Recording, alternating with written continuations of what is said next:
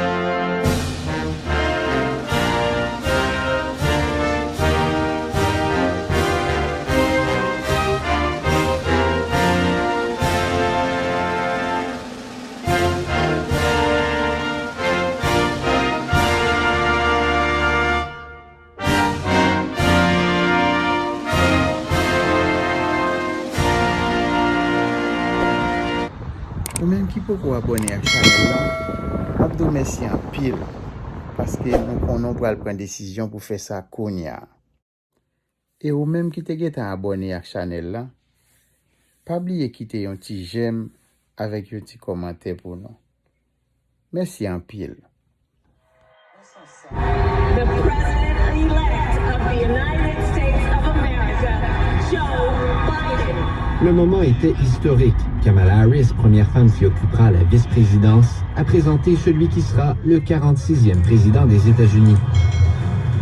Dans le camp démocrate, l'heure est à la célébration, mais Joe Biden sait que les défis qui l'attendent sont immenses. I will spare no effort, none, or any commitment to turn around this pandemic. Devant des partisans masqués, il a promis de tout faire pour contrôler la pandémie de COVID-19. Récemment, les États-Unis ont dépassé les 100 000 cas d'infection quotidiens. Le prochain président a donc annoncé la mise sur pied dès lundi d'un comité pour le conseiller et développer un plan basé sur la science. That plan will be built on bedrock science. Joe Biden entend aussi faire des relations raciales et du climat des priorités de son administration. Mais avant tout, le président élu sait qu'il hérite d'un pays profondément divisé. Une polarisation mise en lumière par les résultats de l'élection. Who doesn't see red states and blue states, only sees the United States. Promettant de ne pas diviser, le prochain président s'est engagé à diriger le pays sans distinguer la couleur politique de ses régions. Mais cette tâche d'unifier les États-Unis s'annonce longue et complexe dans le contexte actuel. Surtout que Donald Trump et certains de ses alliés n'ont toujours pas reconnu la légitimité de la victoire de celui qui doit s'installer à la Maison-Blanche le 20 janvier.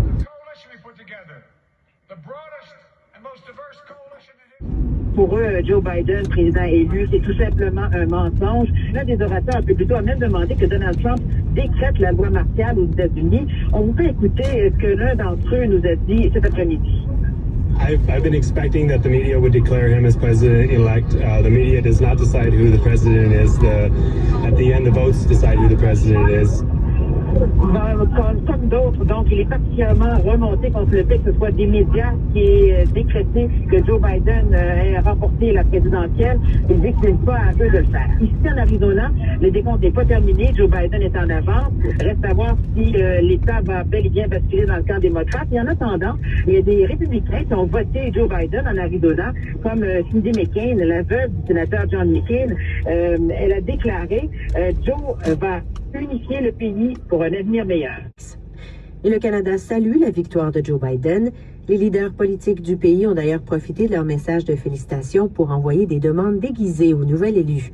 Le premier ministre Justin Trudeau dit retrouver un partenaire et un allié pour lutter contre les changements climatiques et la crise de la COVID-19. Pour sa part, François Legault affirme vouloir travailler avec la nouvelle administration pour faire du Québec la batterie verte du nord-est de l'Amérique.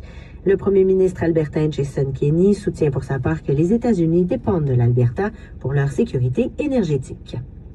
Et la victoire de Joe Biden suscite des réactions partout sur la planète. Si certains chefs d'État se disent soulagés, d'autres demeurent prudents et ne reconnaissent pas encore qu'il a remporté la présidentielle. Merkel de l'Allemagne a été une des premières à féliciter le duo Biden-Harris et en ajoutant que l'amitié transatlantique est irremplaçable. Une amitié qui a été carrément malmenée par M. Trump. Un qui ne boude pas son bonheur, c'est le chef de l'OTAN. Il écrit « Je connais Joe Biden, il est un solide partisan de notre alliance militaire », alors qu'il faut rappeler que Trump ne l'était pas. Au contraire, il a méprisé l'OTAN. D'autres pour qui l'arrivée de Biden est une bonne nouvelle, ce sont les ministres de l'Environnement et les maires et mairesses de villes comme Paris, qui a écrit « Welcome back America », parce qu'une des premières choses que M. Biden a promis de faire, c'est de réintégrer l'accord de Paris sur les changements climatiques. Mais là où on risque d'être déçu, c'est en Israël, qui perd en Donald Trump un ami inconditionnel qui avait entre autres déchiré l'accord sur le nucléaire avec l'Iran, au grand bonheur de M. Netanyahou. Et ici à Moscou, toujours pas de réaction de Vladimir Poutine. D'ailleurs, la télévision russe souligne que ce sont les médias américains qui ont désigné Joe Biden président, autrement dit que c'est pas officiel. Poutine va réagir éventuellement, mais on sait que contrairement à Donald Trump, Biden a l'intention d'avoir un ton beaucoup plus dur à l'égard du Kremlin, quoique l'arrivée de Joe Biden pourrait évacuer la question de copinage et d'ingérence russe qui a intoxiqué la dynamique entre Moscou et Washington.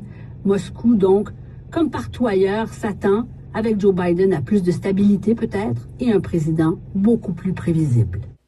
Yon lot bo, vin tande combien Américains qui gen corona. Ont contracté la maladie en 24 heures selon le décompte de l'université Johns Hopkins. Le bilan s'alourdit aussi de plus de 1000 morts pour un 4e jour de suite. Les États-Unis recensent un total de 236 000 décès liés à la COVID-19 depuis le début de la pandémie.